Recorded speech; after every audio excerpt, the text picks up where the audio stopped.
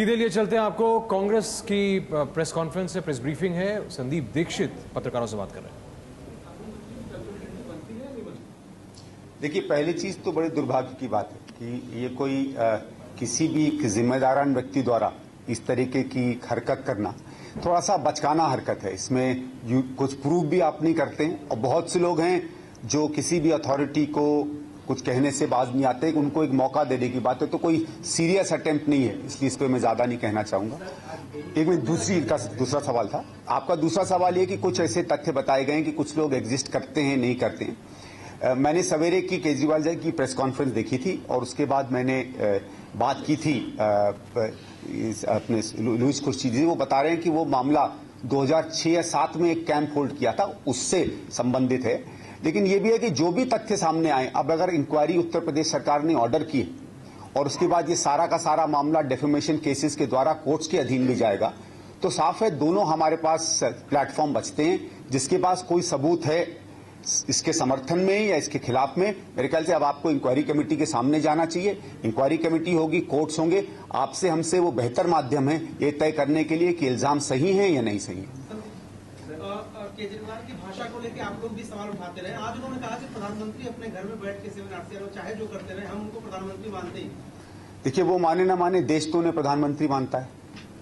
Sir, Devi Prasad Verma ने आज law minister को डिफेंड करते हुए कहा कि 70 लाख ऐसा अमाउंट नहीं हो, मीगर अमाउंट है, जिसके लिए कोई भी कैबिनेट मिनिस्टर अपने पॉलिटिकल करियर को चेक पे रखेगा।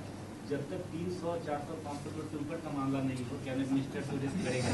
इस पे क्या कहना? नहीं, ठीक है, देखिए ये उनका मत है, लेकिन हमारा ये कहना है कि बात चाहे 70 रुपए की हो, चाहे 700 की हो, चाहे 7,000 करोड़ की हो, अगर कोई सवाल आता है कि कोई गड़बड़ी पाई गई है तो गड़बड़ी होती है।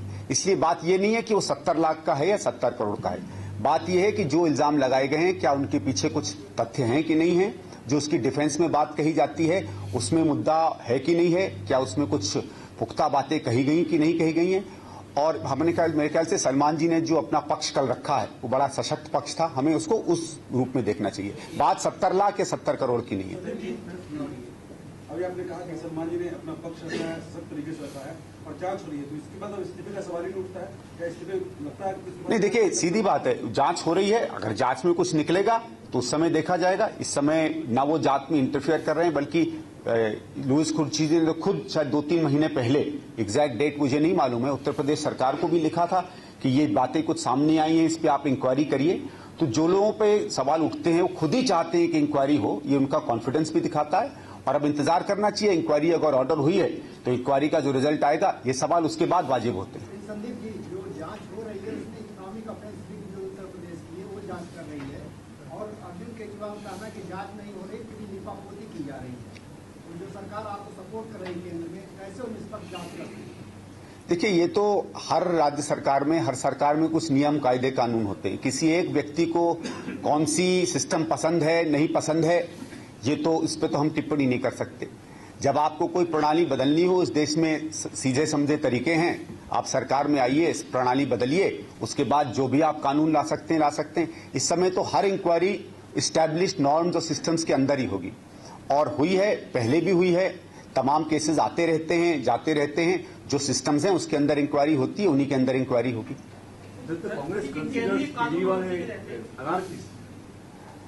देखिए, उनके तौर तरीके हैं, वो अपने तौर तरीके से काम कर रहे हैं। हर पॉलिटिकल पार्टी, हर पॉलिटिकल पर्सनालिटी को आजादी है अपने तौर तरीके इस्तेमाल करने की। कौन एनार्किस्ट है कौन नहीं है, ये तो देश की जनता तय करती है।